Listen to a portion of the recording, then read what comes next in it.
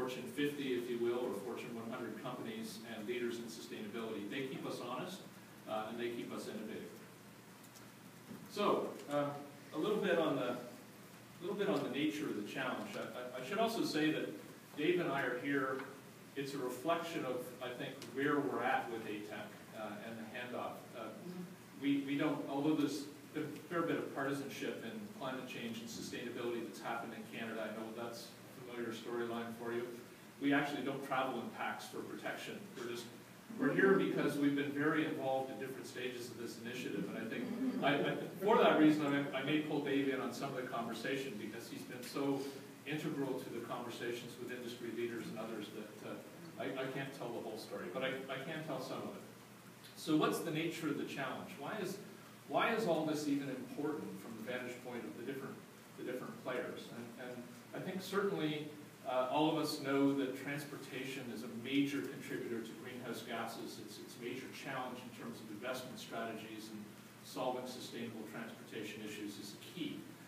It's a big problem. There are not a lot of solutions, and roughly 30% of most municipalities owe their GHG emissions to transport. So it's a tough challenge, and it's a very difficult one to get at. The attention's, a lot of it's garnered around vehicle fuel efficiency and behavioral change. There's been a lot of people for many years have tried to change human behavior, and we heard about it relative to charcoal and wood in Africa. The exact same thing happens here in terms of our ability to modify and change behavior for the common good. There is, however, though, more attention being given to fuels and technology platforms to address carbon and criteria air contaminants and other issues. And that's, I'll get into that in a little bit of detail. But the recognition, I think, amongst people that we interact with and in policy forums that we've been involved with is that government policy can't overcome the existing fuel dominance. We have 100+ years of a dominant fuel presence in our marketplace.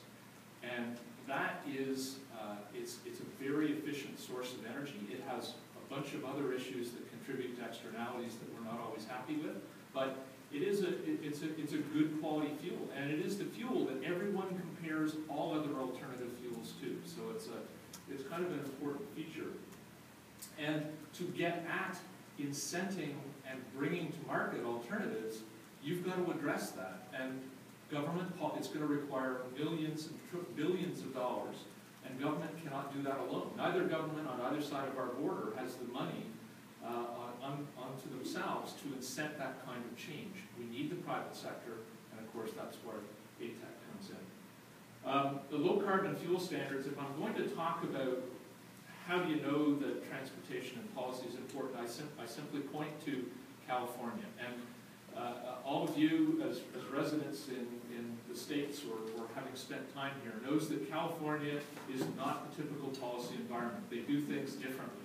And you know, the refrain of, well, you know what, if they don't like what we're doing in that rule, they can just take their business elsewhere. That's not typical across the nation, or in Canada for that matter. So they innovate in policy in ways that others don't. But when British Columbia, a province north of California, tried to implement the low carbon fuel standard, it was pretty messy. And so the notion that a low carbon fuel standard could fundamentally change the playing field to enable business to invest in transportation innovation and solutions, it's still working out in California context, but in Canada there was a lot of problems with it. So I point to that on a regular basis to say it's important people are trying different things, but we also know that it's very emergent in terms of policy innovation, and it's vulnerable, and it can be challenged easily by those who don't want to see any change or any threat to the way business is being done now. So we started out recognizing, because as Dave talked about, there are a lot of different components or players in the energy system that we're talking about bringing together. And we wanted to recognize that many of them have competing interests. Some of them are already making choices on energy, whether it be natural gas or electrification, that compete with different energy or the same energy solutions that others at the table are investing in and spending money on, whether it's R&D or whether it's commercialization. So we wanted to recognize that you know, there's a lot of competition out there. And we started with recognizing that competition starts with the market protection for the dominant fuel source. And We also recognize, and Dave mentioned some of them, but not all of them, they each have their own characteristic. They're at different points in time. If you want to look at, for example, propane versus hydrogen, you know, both gases, both feasible sources of energy to use for transportation, but at very different stages of development. So we recognize that those characteristics are important to keep in mind. And the original equipment manufacturers, the vehicle manufacturers, the energy retailers, and as Dave was pointing out, sometimes non-traditional. I think in a U.S. context, that might be companies like Costco and Walmart, who are not the BP Amicos of the world, but they are in the energy business and they want to be energy retailers. So they're some of the folks that have come to the table in our discussion. And then there's the energy manufacturers themselves, and they each have their own favorites. But as Dave said, we recognize the importance of being fuel agnostic, because if you try to pick winners, you lose the opportunity to learn to make headway into the market, which we believe is actually tangible. We can, by trying to break through, we can, in an emergent market, we can figure out some things that are going to contribute equally to all the energy interests at the table. And of course, the last point, they're united in the need to address the common challenges. And as Dave said, there might be 100 things problems that individual interests at the table might be interested in. As long as there's 5 that are common, and we actually think there's more than 5% are common, if you can get at those common elements and start to move them out of the way, you learn a lot and you can continue to roll with momentum. So, chicken and an egg. Wonderful euphemism, generates a lot of interest. In my opinion, relative to alternative energy and transportation, the chicken came first, and it's petroleum. And as you can tell, by the way the chicken's looking at the egg, he's got a little bit of disdain for the egg. He's a little concerned about if this egg hatches, what kind of, is this going to eat into my fuel source, my feedstock? So you have to recognize that for any one of those for any one of those energy sources, you have a prominent market presence. And in a business context, it is perfectly legitimate to protect your market. It's a mature market. It is a market where innovation is rewarded, risk-taking is rewarded, it drives price down, so that competition gives you value in the marketplace. But that's not what we're talking about. We're talking about that mature component competing with an emergent component. And that's a very different reality. So we expect that certain interests, certain players in that energy game want to protect their space and prevent alternative energy.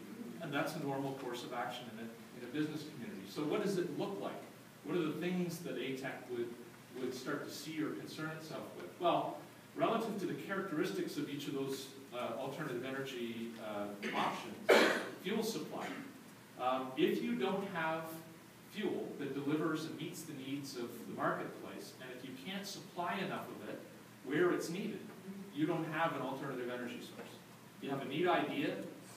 You know, hydrogen's a great example of that, where in the Olympics, the Winter Olympics in Canada, we shipped hydrogen from Air Liquide in Quebec by rail car across the country to fuel the hydrogen highway. So it's there, it's feasible, but is there really a supply of it? Price. This is a huge issue relative to ethanol, not in the context of renewable fuel standards, because both our governments and both sides of the border have decided 5 to 10%. But relative to enhancing that, if that price doesn't at least make up for the energy loss of roughly 25%, you've got no solution. Do you think that consumers are going to go in and fuel up with E85 if they know that they're actually throwing their money away? It's not going to happen. So price becomes a really important point. And we, you know, and while I sometimes preach to our clients that they need to be a little bit more socially conscious about the decisions they make, as Dave pointed out, in a business context, if it's not economically viable, it's not viable. Accessibility. We're doing some work now, and this is maybe in a couple of slides I'll pull Dave in, but the issue of bringing fuel together with vehicles, for example, is really important, because you're not tomorrow going to completely revamp your fueling stations across the country so that E85 opportunities are there. It's just not going to happen. But what are the places where there is a high concentration of flex fuel vehicles that an interested retailer might be convinced under the right economics to invest in E85 fueling opportunities, to give that market a little bit of a leg up in terms of the opportunity. The vehicle technology, great example, flex fuel vehicles. I'm not sure how many of them are present in the States, but I think we've got roughly 1 million of them. 10 million in the U.S. roughly. 10 million, yeah, the old 10% factor. Right? So 10 times more in the U.S., roughly 1 million in Canada. What percentage in fleets, Dave? Is it? It's I don't know. Somewhere around 25–30% or something like that. Yeah. So we've already, somehow, by some magic influence, probably incentives, we have incented the OEMs to actually create this flex fuel vehicle, which is computer-controlled firing and ignition. And magically, millions of vehicles have appeared on our roads. But in Canada, at least, they can't fuel up with high concentration ethanol. There are no E85 fueling opportunities. So we've made some investment, both from a taxpayer standpoint, I suppose, and from the OEMs. We've got technology, we've got vehicles. Consumers are buying these things and they don't even know what they're buying. They're buying them because vehicles are available. They have no way to reap any of the environmental benefits or any economic if ethanol prices were actually in favorable position. They have no way to realize those fueling opportunities. So you've got vehicle technologies rolling around burning standard gasoline without actually being able to use some of the benefit that the technologies enhance. And then lastly, capital investment just comes back to the point of the fueling opportunity. You can't put high concentration ethanol into standard blending situations because the more concentrated ethanol is corrosive to a lot of the materials. You need special holding tanks, you need special fueling. That is extremely expensive. Where is that money going to come from? So you compare that to natural gas fueling opportunities, to electrification. Even though we've got natural gas pipelines everywhere, we've got hydro lines everywhere, you know, there's every gas station in the country's got is electrified because that's what runs the pumps for the petroleum, but not in the sense of the type of energy, volume of energy that's needed for a rapid charge. It's a completely different ballgame, and it's going to require billions of dollars. So just a sense of some of the issues, barriers and otherwise, that exist in different energy sources. So what did we conclude from all of that? Well, lots of barriers, but in order to get at those barriers, we were going to need innovation. And the innovation was going to have to take both a technology perspective, a policy perspective, and a business perspective. But you need all three. You need more of some than others, depending on the energy opportunity that you're looking at. So I'm just going to give you a little bit of a sense of some of the innovation dialogue that's either happened already or that we've got a sense of that's going on. Business innovation, first and foremost. Business wants to pick winners. They do. That's what they do well. I think it was Melinda that was talking about planning and Shell's foresight activity in terms of energy futures. This is what business does well. They're good at it. They're good at managing risk. They're good at picking winners. That's what they want to do when they make fuel choices. But we also recognized, and this partly came out of the dialogue with Pryor, I think Dave was alluding to it, that this is not in a business innovation context with partnerships with government or dialogues with government. This isn't standard government relations 101. This isn't your confrontational, build a barrier, stall, push back, and then eventually either nothing will happen or you'll get your way. This is a very different conversation that involves, this is our problem, this is what we need you to do to help that problem go away. In a Chrysler context versus some of the other OEM conversations we've had, what we noticed when we had government relations and the sustainability team in the same room was they worked off each other. Government relations alone said, why would we do this? We're not getting paid to do this. How is this being incented by government? And if government isn't asking us to do it and paying us to do it, we don't want to have anything involved with it. Sustainability might be the extreme end of that, but when you bring the two together, you actually end up with a bit of a recipe for success. Rigor in market analysis to help risk decisions. And I think Melinda was talking about this quite a bit both last night and today.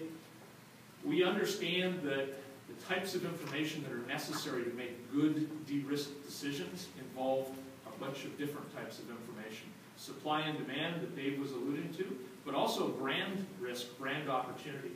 Those are, and I think it's a bullet down here. You don't think that people who are looking at an E85 transaction dialogue with ATEC are not concerned by the European Union's recent retraction from biofuel? They are. So the question is, do we do this? If we do this, what kind of risk are we taking on? Is this the right thing to do for the environment? Those are all things that we need better information on to make better decisions. Proper testing of opportunities. This is a personal little one of mine. I don't know, I go ways back in policy in Ottawa. That's a problem of coming from federal town. You care more about policy than anyone else in the country. But some of the challenges are, if you're going to do something that's more sustainable, you have to test it with the same market rigor you test your other products. And if you know, one of our examples was an E85 tank was put behind a gate in a municipality. No one knew that E85 was even available. And at the end of the test, it was a failure. But there was no accessibility. No one knew about it. So you've got to test it a little differently. In a policy innovation sense, governments do not want to pick winners. We heard that loud and clear. But they're very interested in eliminating barriers. They want business to tell them what's problematic. Is it the absence of a standard? Is it an old policy that's preventing you from making market entrance, from making investment? They're interested and they want to be a part of that dialogue. And they're willing to look at non-traditional solutions. When we had MTO and Canadian Tire in a room together to talk about high concentration ethanol, Dave and I said, you know what, if it can't happen here, it can't happen anywhere. If you have a fleet owner as large as the province of Ontario, who owns their own fleets and has an interest in making use of those flex fuel vehicles, and you've got a non-traditional retailer, and you can't figure out how to make that happen, how in the heck are we ever going to get natural gas or electrification or any of these other things to market? You can't look at this as a traditional negotiation. And besides that, as we just heard about in charcoal, you've got to change human behavior. That's probably the most difficult thing of all. Forget about transacting and de-risking. You've got to change people's behavior. They've got to stop fueling what they normally fuel with and fuel with something else. That's a very, very complicated and difficult thing. And lastly is, for those of you that have worked on policy reform or market mechanisms for environmental issues, reforming some of the, dusting off some of the policy instruments and using them in ways that we can enable those innovations to happen is a very positive thing. So, technology innovation, how much time do I have, John? Running out. Running out? Okay, so I'll just whip through this. Just to acknowledge here that technology is not just the vehicle platforms, it's also fueling technology. Some people may have seen home electrification charge stations. There's natural gas refilling stations. There are a lot of companies out there that are investing in these different types of technology, and they're all necessary to make that alternative happen. And then, of course, relative to electrification, I mentioned it earlier, it's in rapid charging. This isn't just a run the conduit and everything's fine. These are fundamentally going to challenge our electric distribution systems. They are high energy, high draw. We have to completely rethink whole neighborhoods if this is going to happen. So there is a major investment that's got to happen, and it isn't going to happen, in my opinion, based on government coffers. And lastly, as Melinda was saying, these are complex issues. We need interdisciplinary teams. We need multi-stakeholders. And that's what we're proposing to bring together with ATEC. And just, this is early stage. I don't want to give you the impression that this is all baked. As people step up to the table and want to participate, they may have something to do with these principles. But the ones that we've already identified, fuel agnostic, as Dave mentioned, commitment to sustainability. If these fuel alternatives are not going to contribute to GHG reduction or not going to be good for the environment, then they've got to be tested appropriately and they've got to be eliminated from the mix. Commitment to data and leading edge analysis, and I hope Dave's put his heart and soul into this thing. I hope Insight Action and Market Insights has an opportunity to help us with the supply and demand information so that at least some work flows to you eventually. And then my favorite Daveism is collaborating for mutual value. As I mentioned, we haven't gone to anyone yet to see how this thing's going to be funded, but we'll know in the real near term if people say we see the value, we see the opportunity to transact, we see the opportunity to actually make profit, we're in. If they say we can't see any of that, I'm sure we're going to get a very polite no, but it's been a stimulating conversation is probably what it will amount to. So thank you very much and appreciate your time.